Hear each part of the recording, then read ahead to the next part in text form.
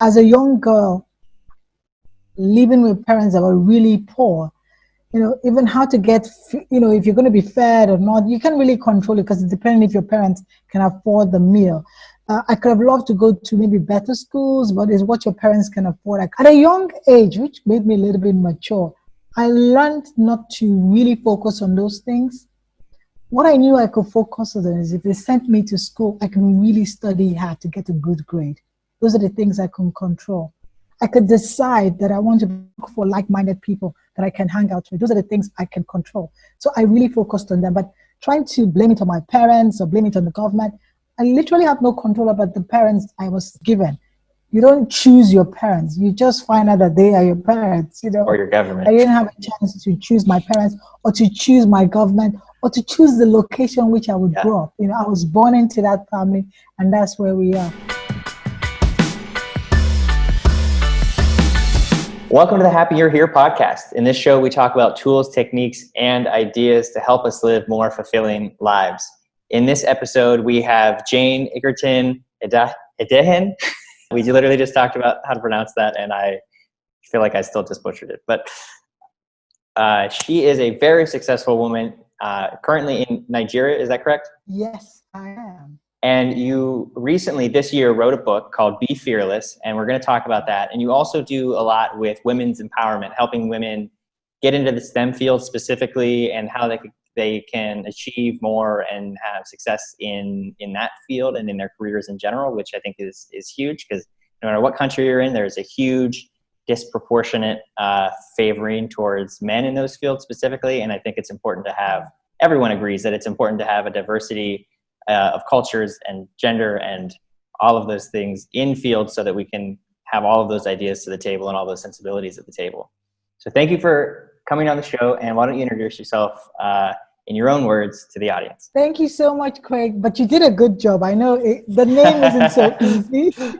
It's Jane Egerton-Idehen, and just like you said, I live in Africa, so I live in Lagos, Nigeria, and West Africa. I've been in the tech sector for almost 2 decades, quite a long time, isn't it, being a woman? And I have grown my career in the tech sector for that amount of time. I think that experience of being in the tech sector led me to being passionate about having more women in tech, young girls being attracted to grow their careers in tech. I'm passionate about life, so I do all kinds of crazy things, from dancing salsa to playing golf or playing squash. I have 2 kids, and my daughter and my son, they both challenge me, actually. They both make me to want to be a better parent, and I'm married. That's wonderful. That's a quick summary of Jane. Great. I have a question that I've been asking everyone when they get onto the show. I just started doing this, and I love it because it kind of gets us right into some practical things that the audience can latch onto, and then we can go further into your experience and what brought you to these things. But as someone who is clearly succeeding in many ways, and I would say probably feels like you're living a pretty fulfilling life, is there a piece of a tool or a technique or an idea that has really helped you propel yourself to that level of having a fulfilling life and living actively a fulfilling life? Is there something that is core to that, or maybe even just one of many things that is core to living a fulfilling life? So one of the things I didn't mention when I introduced myself was that I spent the first 27 years of my life living in the lowest slums, one of the lowest slums in Lagos, Nigeria. So I am very much from, like a very underprivileged background, where just to get a square meal was very difficult. Mm-hmm. So what I learned, because it's so relevant, even what we're going through, think about the pandemic, is in life, sometimes you're dealt with cards that are not favorable, or you're in a situation where you can't really control the environment or a lot of outcomes. But what I've really learned is that what has made most people successful, and I believe one of the key things that made me successful or emerge from that situation, is the ability to focus on the things you can control and give them your best, and try to, reduce the focus on things you have no control. Now, people say it in all kinds of ways. Stephen Covey will say it's a circle of control. There are all kinds of frameworks people use. But in summary, what I've realized, there are always things you can control. Just put your energy there. You would always have situations where there are a lot of things you can't control. And those are the things that give us the anxiety. They take our focus from the ones we can really control. So as a young girl, living with parents that were really poor, even how to get, if you're going to be fed or not, you can't really control it because it's depending if your parents can afford the meal. I could have loved to go to maybe better schools, but it's what your parents can afford. I could have loved to dress better. Now, at a young age, which made me a little bit mature, I learned not to really focus on those things.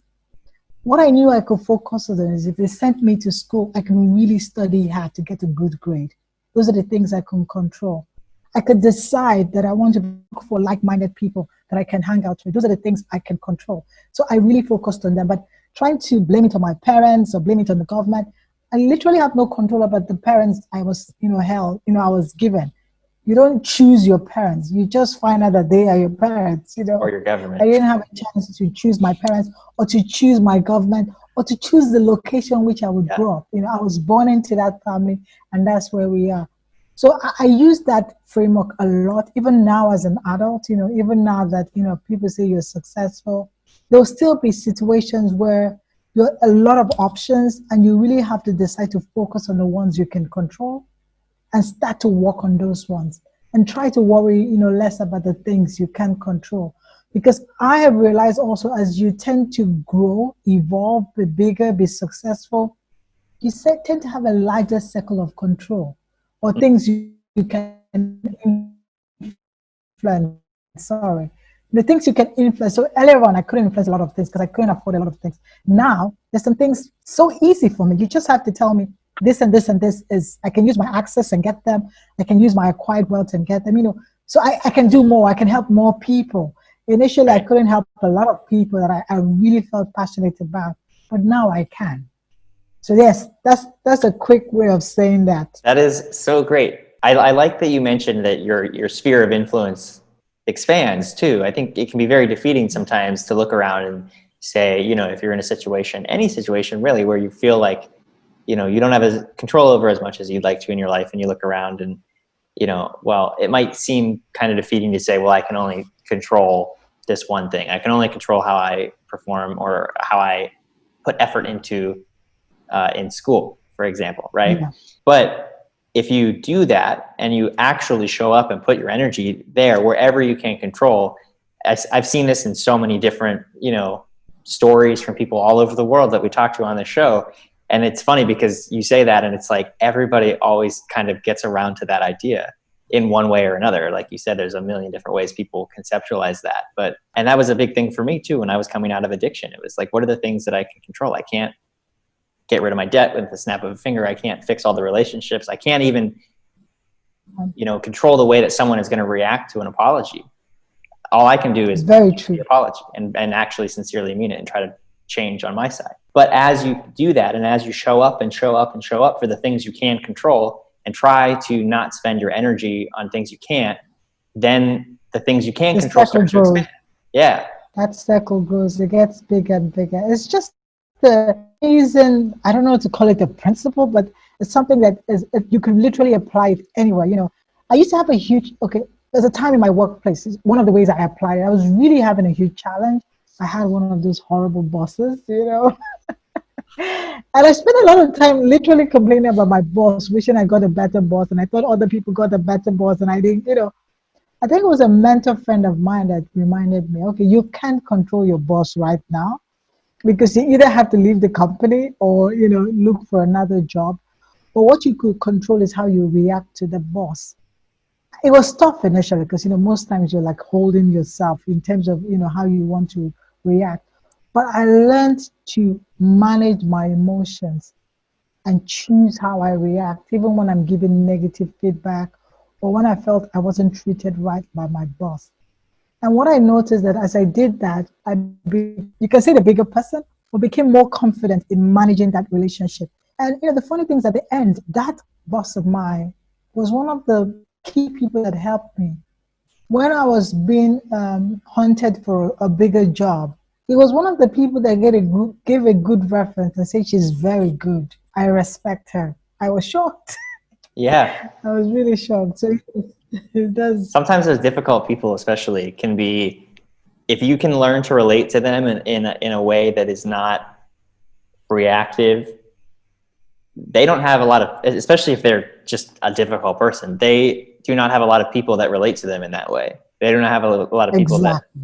will stand up to them when it's appropriate.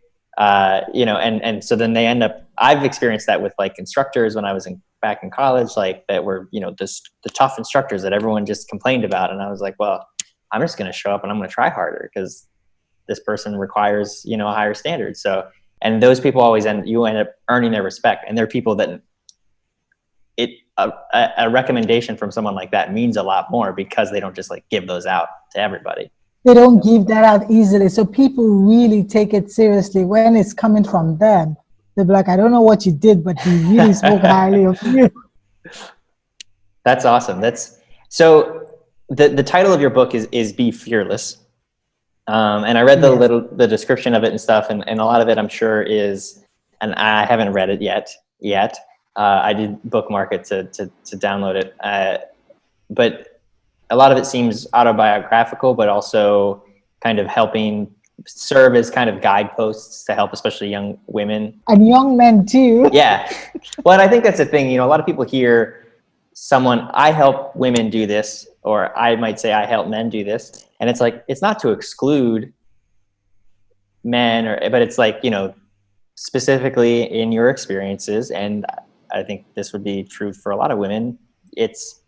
There isn't that person as often speaking directly to you. There's plenty of people that speak to people like me, and someone speaking to someone that's not, doesn't check all the same boxes that I check, does not mean that I can't use that advice or I can't, relate to that person. It's just they're helping a different set of people that need that help too. Yeah. And sometimes it just gives you a better understanding of the other person, Because for me, most men that have read it, they come to tell me things like, oh, now I understand, thinking about my daughter, this is what I would want to be here. This is a discussion I had with my daughter when I read your book, because they tend to put themselves in the other person's shoes and they start to figure out, wow, I was never aware of this. Yeah. And we all have women in our lives.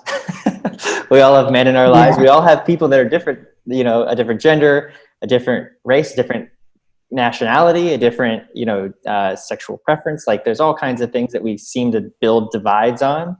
And it's true that, coming from a different country or a different culture, even within the same country, there's different cultures within the same country, whether it's the place you're from, or the way you look at your gender.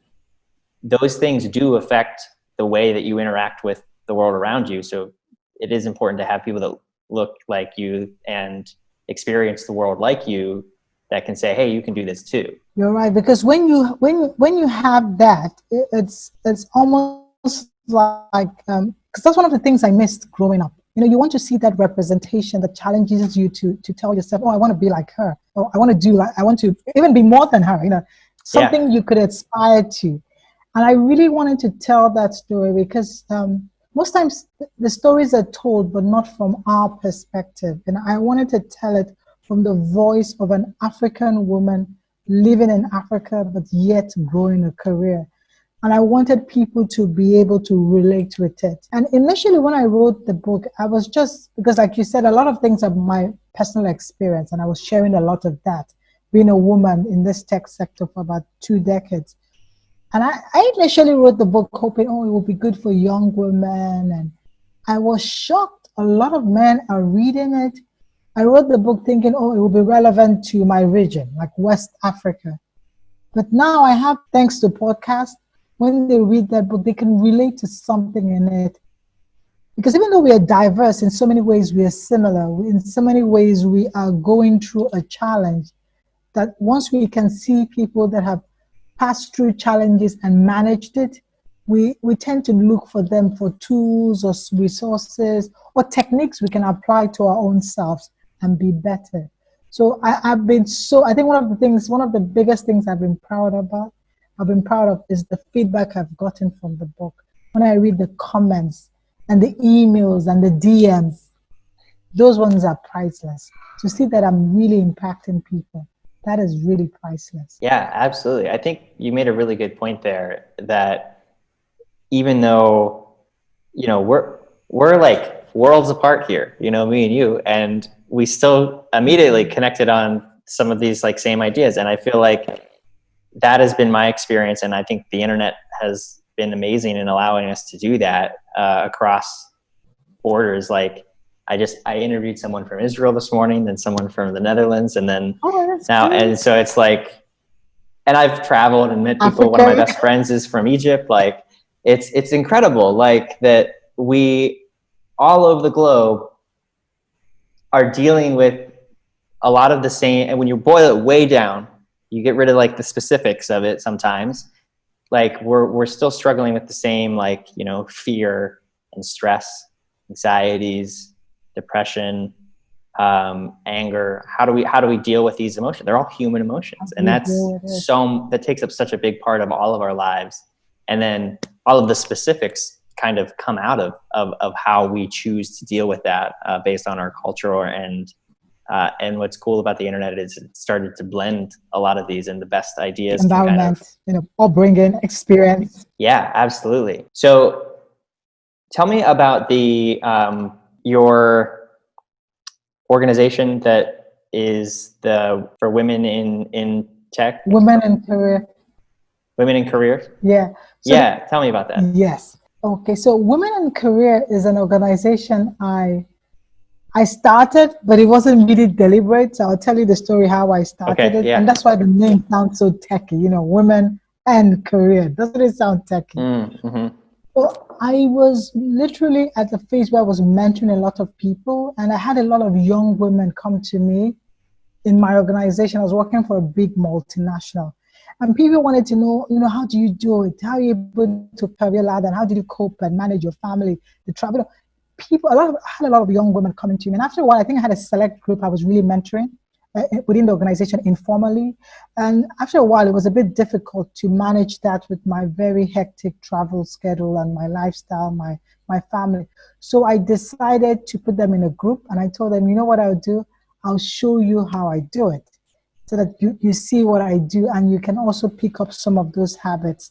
And one of the habits I really used a lot was the fact that when I saw interesting people like Craig, I just wanted to have coffee with them. I was curious. I wanted to know, how did they get to where they were? What were their challenges? What were the best things? What have they learned from life? What could they do better? What do they aspire to be? Because in just being curious, you're understanding from other people their journey, and you're also learning their experience, because you don't have to experience everything and make the same mistake. You can learn from others. I did that a lot, and that's how I learned a lot from different people, and I started teaching these ladies to do the same. So I would invite interesting people to the sessions, and they would just talk on different leadership topics, and they'll really be practical. And I'll ask the ladies, ask as many questions as you want, but make sure that you don't shy away from asking the questions, so that you get good value from these sessions. And after running it for a while, there was a time I was leaving the company. I got a better job somewhere else, and I wanted to leave.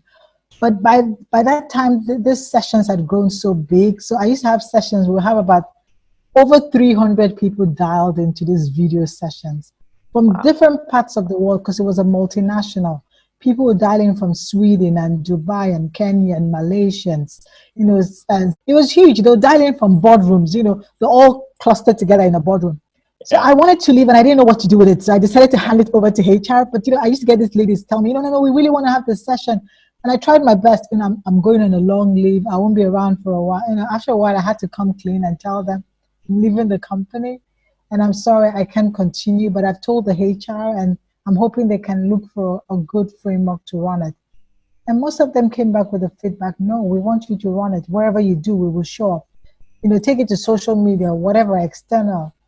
And that's how the idea came to start Women and Career. So I took it externally, and we opened it up. And since then, we've done much more than just those sessions. We've done a lot of mentoring. We do a lot of mentoring for young girls, undergraduates, girls in STEM. We do mentoring as well. We connect women to coaches. We do training sessions for all kinds of sectors as well.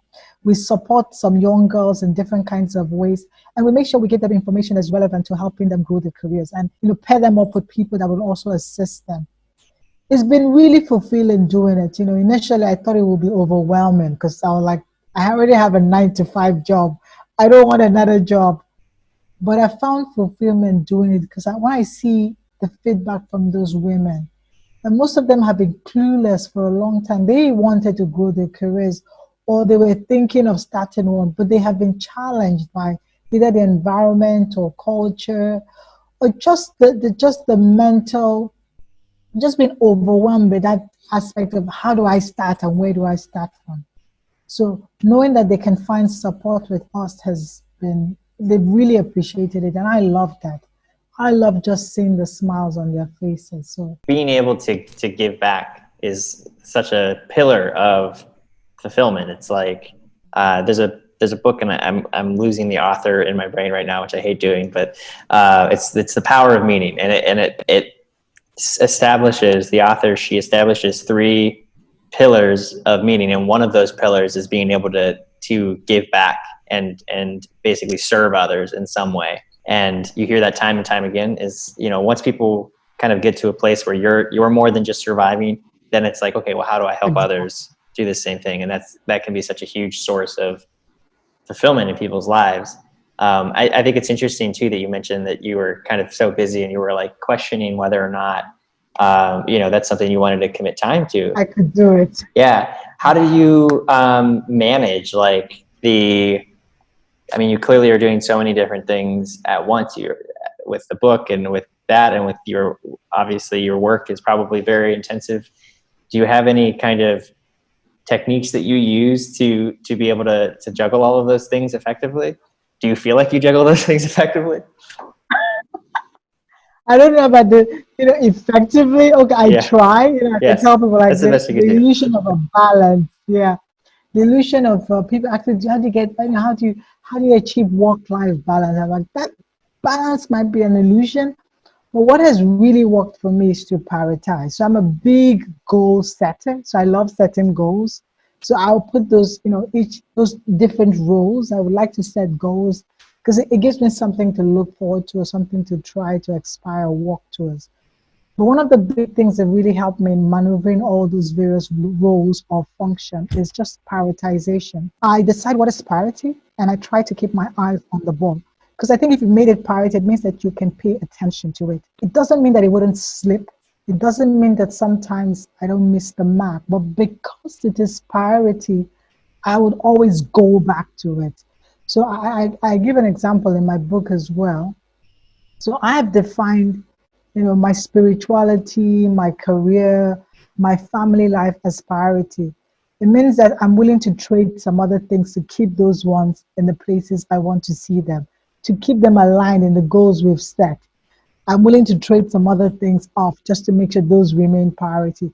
But it doesn't mean that they're always getting the attention they need, but I would always strive to give it to them. Now, one of the examples I give in my book is that there was a time in my career, I was traveling a lot because of the job I had at that time. And my daughter was young. She was about 3 years or 4 years old. And I started to realize that we were kind of growing apart. So I had a nanny, and I noticed my daughter was getting closer and closer to the nanny. I was kind of jealous. Now I'll come back from the trip, and she's like, "Hi, mom," and she heads up with the nanny. Then even at night, I put her to bed. I read her bedtime story. We say a prayer together.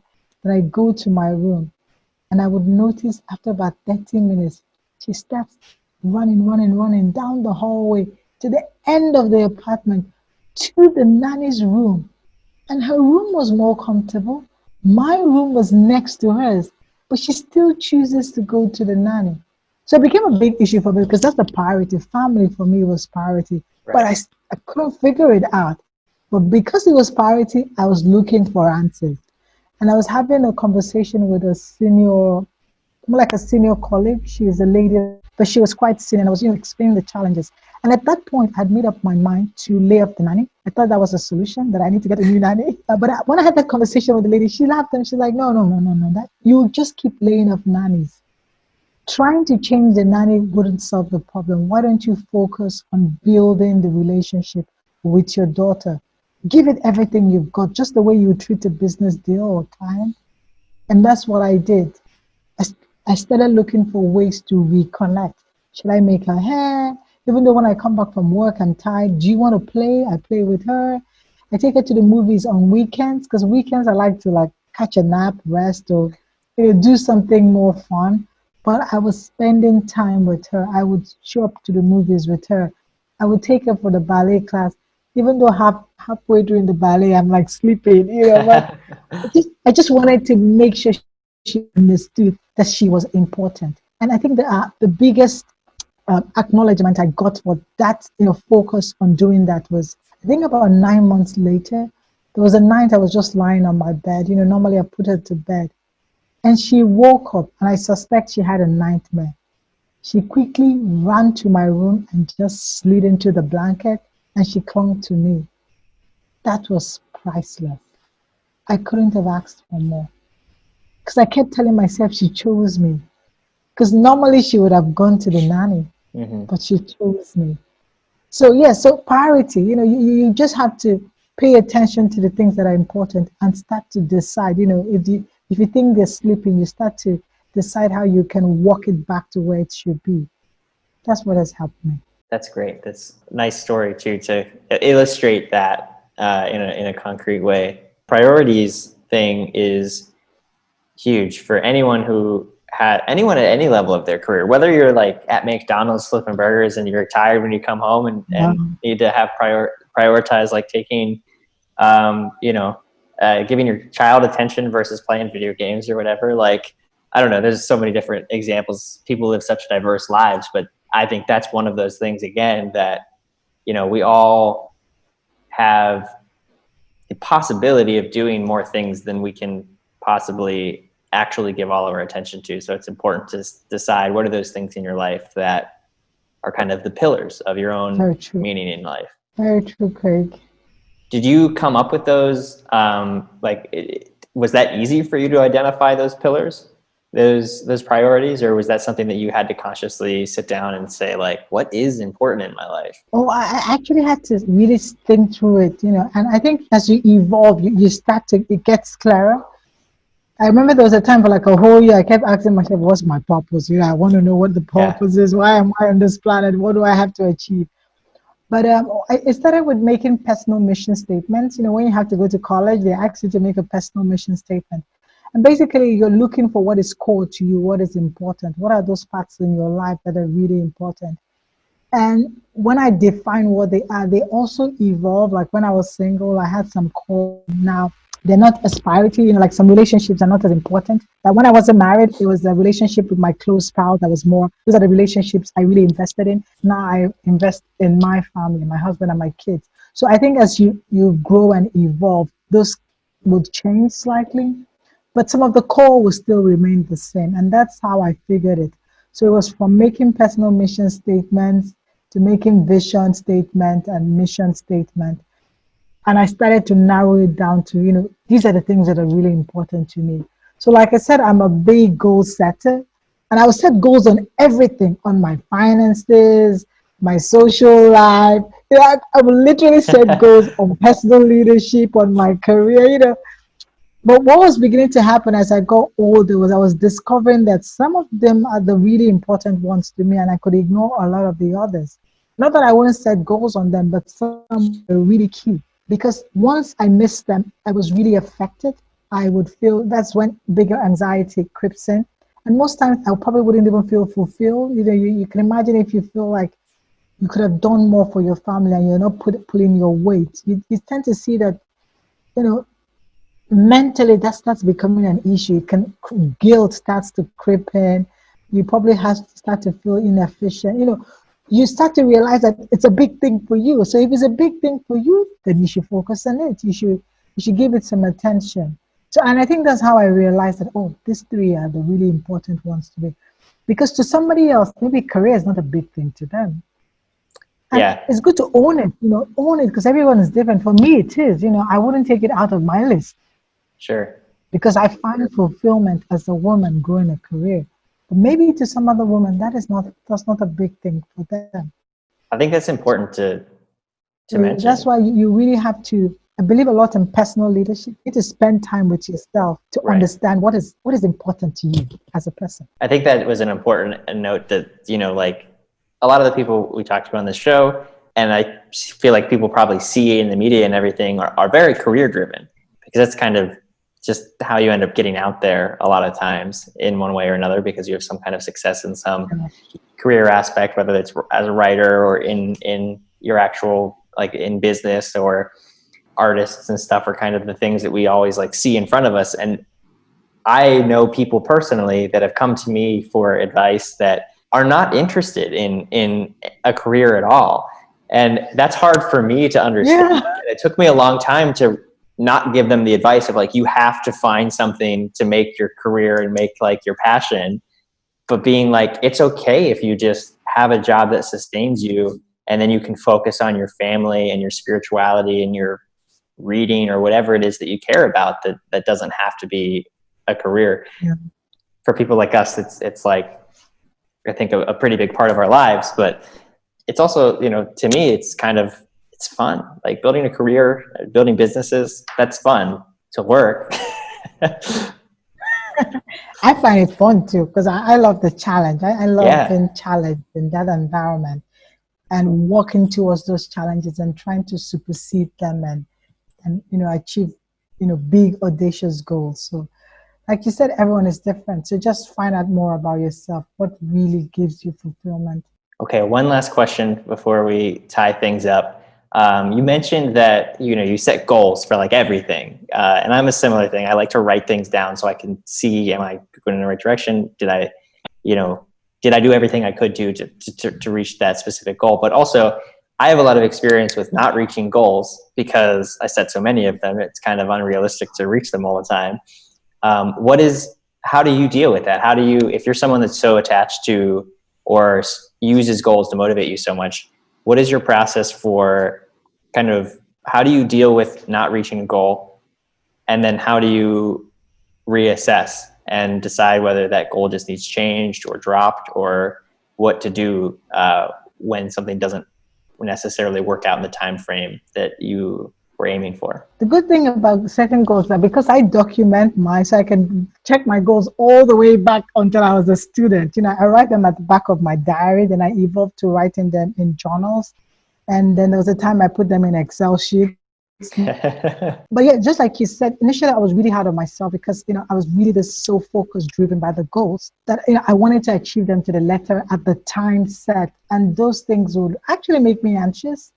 Yeah. Because I keep checking, I'm 7 years off track achieving this goal. I'm 2 years off track. I should have achieved this goal by now. And I would really beat myself up for that. But I also learned, and I think I learned that actually I was already married by then, that, as you evolve as well, your goals tend to evolve alongside you. First of all, I realized as a person, because I loved to challenge myself, sometimes I was setting very unrealistic timelines for myself. I was very good at that. And that would put a lot of pressure. I want to do something that somebody would do in 5 years. I want to do it in 2 years. And I didn't have the tools or the resources to do that. So for that, I actually worked with a mentor. And currently what I do, I work with a coach. And sometimes they just help you put things in perspective. So that's how I manage my tendency to always want to push myself into overdrive. I try to run it by this kind of accountability pattern. And they'll be like, you think you can be a CEO in 2 years? Have you done this, and this? Have you really considered this? Maybe consider, acquiring all the skills before you set that timeline for yourself. So that kind of helped put things in perspective. But I think managing the aspect is, as I grew older, I realized that the goals could also change. What was important was not necessarily the goals, because then I saw the goals as a tool to achieve the bigger picture, which is the vision. Because I had a lot of experiences where I had to change the goal, big struggle, because I was fixed on the goal and not the vision. And I realized that the goal is a tool, and there are many tools you can use. You don't have to go this way, you could go this way. What you should ask yourself, ultimately, what am I trying to achieve here? And one of those scenarios was working So I was trying to get to a certain, being a career executive and all that. But I was a techie, I studied engineering, so I'm a tech person. So I'd mapped out my career plan the way I saw it going in the tech world to get to that goal. And I just stumbled on some phase in my life where someone thought, oh, for your skill set, we think we'll need you here. They wanted me to do sales. And I'm like, no way. That's not in my career trajectory. This is my plan. I'm going to do this. I had it all mapped out. And it was a huge struggle. Like literally everyone was trying to talk to me, the HR, my mentor. Everybody was trying to get me to think outside the box. But I think what caught it for me was one, my mentor was asking me, what do you ultimately want? What are you trying to achieve? And I said, oh, this is what I'm trying to achieve. And he told me there's so many ways to achieve that. Why do you think this is the only way to achieve it? Especially if you've got skill set that allows you to use several ways. Why don't you try this? It didn't come so natural because I'm used to sticking to the letter. But I think after that experience, I have learned to be flexible. That's a better way of putting it. And to realize that the goals themselves are not the end. They are a means to achieve the end. So don't be too fixated in the goal. So one way I have managed that is to do like a review, when you do like a quarterly or annual review. Because when I do that review is when I reassess and tell myself, okay, the way this goal is looking like, maybe it's time to change it. Maybe I shouldn't be looking at this. Maybe this is where I should, because this is what we're trying to achieve. And it's forced me to always look at the bigger picture. So you always have to ask yourself the why. Why did I set this goal? What was I trying to achieve? Let the why be the driver, not the goal itself. You mentioned something, you mentioned it a lot in basically everything that you've talked about is your mentors at different points. And obviously now you're mentoring young women and helping connect them with mentors. What is kind of as some parting, insight, how do you think it's good to identify mentors and find them? So there are very ways to find mentors. So there's no sometimes it's formal, like sometimes organizations would assign you a mentor, like a particular career trajectory, or they will create mentoring programs to support people at various levels. And sometimes it's informal. And I've had a lot of informal mentors. So where it wasn't, I didn't just wake up and say, hey, I want to be your mentor, or hey, can you be my mentor? Yeah. It's literally, I was attracted because of what I felt someone could offer. And there's always this connection. You see something in them that you admire, you want to achieve, you want to be like. I think that's a good way to start. And the second way is to reach out to them. And most times I don't reach out to them and say, hey, be my mentor. I reach out to them about, I want to talk about this. Can we have coffee? I like this. I'm curious about this. I'd like to learn this from you. I think that's an easier way to start to build a relationship. And as you start to build a relationship, you notice that you can actually attribute formal aspects to time. Or I want to check back in a quarter. Can I block some time in your calendar? So I will talk to you about these goals we just chatted about, and I could let you know how I'm doing with it. So I've really done them informally. I have really not done. I think I'm not really done a formal mentoring. It's just been a informal tool for me. What I've done formally is to literally have a coach. So what I also realized that as I grew up, accessing the mentors I would love wasn't that easy, because at a certain level, the kind of people you're aspiring or you're wanting to connect are not easily accessible to you. They're not in your location, they're somewhere because they're very busy trying to get time slots. So you might not get the frequency of the audience you want. As a younger Jane, I could get them every month or every quarter. Now, probably I see them once a year when we are both in the continent. I might have to fly to Canada, and then when I get to Canada, I'll come see you over the summer. So what I did was then use a lot of coaching. So I got a coach. I attended a leadership program in Harvard, and I met some coaches there, and I actually retained one of those coaches. And this coaching has really helped as well, because coaching is more formal. You pay for the service, but they're always there. So my coach is an hour every month. We sit down and we go through those things we've agreed on. So that has also helped. That is more formal, but the coaches don't necessarily have the experience. They haven't walked that path, but they have tools to help you. because sometimes what they're literally helping you is how to manage your options, how to go through a decision-making process, or how to understand more about yourself, self-management, your strengths, your weaknesses, so you can decide what your opportunities are, what your threats are. So that's another formal tool I've used as well, is coaching. Great. Thank you so much for sharing all of that, sharing all of your insight throughout this interview. I think that, there's so much useful stuff here. And if you want to pick up Jane's book, it is called Be Fearless. Of course, that will be down in the show notes below. Is there anything you'd like to leave the audience with before we sign off? I just want to say, it's an interesting time right now, but like I always tell people, my book says be fearless. And for me, being fearless is not to say there's no fear or there's an absence of fear. All I'm saying is that even in the midst of fear, what are you going to do? I think you should act. You should take a step. That's being courageous. Show up, just act, do something. Don't feel, powerless, or, just feel like you're not in control and you can't do anything. Look for those little things you can do. And for me, that is being fearless. Just be courageous to act even in the midst of the fear. Absolutely. Thank you so much. Thank Absolutely. you, Craig. Check out the links in the show note below. There's all kinds of good stuff there that I will find and link to.